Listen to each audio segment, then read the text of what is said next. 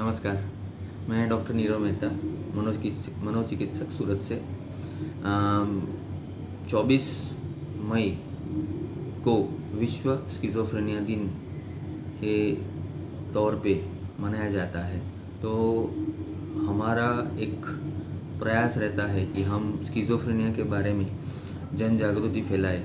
तो उसके लिए मैं ये वीडियो मैंने रिकॉर्ड किया और आपके लिए मैं पोस्ट कर रहा हूँ, जिसके लिए जन सामान्य में स्किज़ोफ्रेनिया में एक ही चीज़ है कि स्किज़ोफ्रेनिया वाले दर्दी को लोग पागल ही बोलते हैं, लेकिन हकीकत में वो जो उनका वर्तन होता है वो खुद नहीं करते हैं। उनको कोई वो वर्तन करके मज़ा नहीं आता है, लेकिन ऐसी चीज़ें हैं जिसके कारण उनका वर्तन बिगड़ जाता है। तो एक चीज़ है कि एक कांटेक्ट विथ रियलिटी, कि भाई मैं अभी इधर बैठा हूँ तो मुझे पता है कि मैं क्लिनिक में बैठा हूँ, तो मैं किसी से बात कर रहा हूँ, तो ये लोग उनका जो कांटेक्ट विथ रियलिटी होता है वो थोड़ा कट ऑफ हो जाता है, तो वो वास्तविक चीज़ें करते हैं। दूसरी बात, उनके मन में जो अभी स्किज़ोफ्रेनिया होने का बहुत से कारण हैं, लेकिन जो एक मुख्य कारण बताया जाता है वो एक आनुवंशिक कारण है, वंश परंपरागत चलता है। और सामान्य 1% लोगों को, यानी हर 100 लोगों में एक पेशेंट को स्किज़ोफ्रेनिया हो सकता है।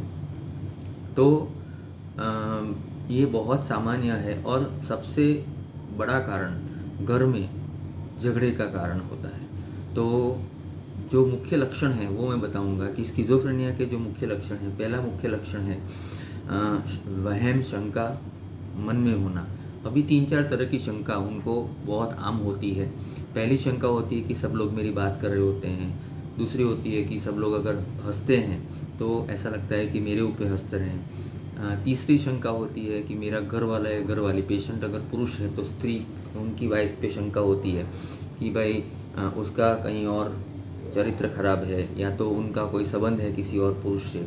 अगर स्त्री में होता है तो पुरुष के ऊपर, उसके हस्बैंड के ऊपर शंका होती है। दूसरा होता है जो मुख्य लक्षण होते हैं। पहला लक्षण होता है कि मैं जो सोच रहा हूँ या मैं जो सोच रही हूँ वो सब लोग जान जाते हैं, तो मेरे ख्याल सब लोग जान जाते हैं, तो थॉट ब्रॉडकास्टिंग बोलते हैं। तो दूसरा है कि एक और शंका होती है कि भाई सब लोग मेरी जो विचार है वो मेरे नहीं है, किसी और ने रख दिए हैं, तो उसको थॉट इंसर्शन बोलते हैं। और जो एक मुख्य लक्षण होता है वो उनको आवाज़ें सुनाई देती है, भ्रमणाएँ होती हैं, आभास होते हैं, कोई बोल रहा है, हकीकत में कोई नहीं बोल रहा होता है, लेकिन उनको ऐसे मन में भ्रमणा होती है कि सब लोग बोल रहे हैं। और कई बार कमांड हेल्यूसिनेशंस होते हैं कि भाई तू ऐसा कर, नहीं तो हम ऐसा तुझे करेंगे। ज़्यादातर ऐसा होता है कि तू अपने आप को मार दे या तो हम तुझे मार देंगे। अभी वो जो आवाज़ें आती है वो उनके लिए सही होती है क्योंकि उनको सुनाई देती है, हमको नहीं सुनाई देती, जो पेशेंट नहीं है उनको नहीं सुनाई देती। तो आपको ये समझना है कि अगर कोई पेशेंट किसी को आवाज़ें आती है, शंकाएं होती है, तो वो स्किज़ोफ्रेनिया का पेशेंट हो सकता है। तो इसकी दवाइयाँ भी है। कई बार ऐसा होता है कि भाई पहले साल में अगर आप आए ट्रीटमेंट के लिए तो सबसे बढ़िया उसका उपाय हो सकता है। एक बार लंबे अरसे के बाद अगर आप स्किज़ोफ्रेनिया के ट्रीटमेंट के लिए आओ तो कई बार लाइफ लॉन्ग दवाइयाँ लेनी पड़ती है, क्योंकि हमारे दिमाग में डोपामिन एक न्यूरोट्रांसमीटर होता है, न्यूरोकेमिकल होता है। दूसरा है ग्लूटामेट करके एक रसायन होता है। तो ये इसमें और गाबा और सीरोटोनिन ऐसे कुछ रसायन दिमाग में निकलते हैं, तो वो कम या ज़्यादा, डोपामिन बढ़ता है तो ऐसा हो सकता है, सीरोटोनिन अगर कम होता है तो उनको निराशा हो सकती है। फिर ग्लूटामेट बढ़ता है तो आभास होते हैं, शंकाएँ होती हैं, और गाबा कम होता है तो ये सब तकलीफ़ें हो सकती है।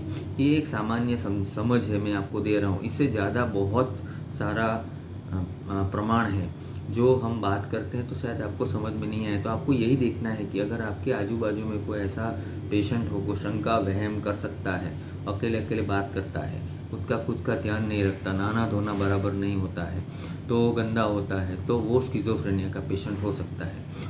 मैं आशा करता हूँ कि ये सामान्य जानकारी आपको मदद करेगी। नमस्कार।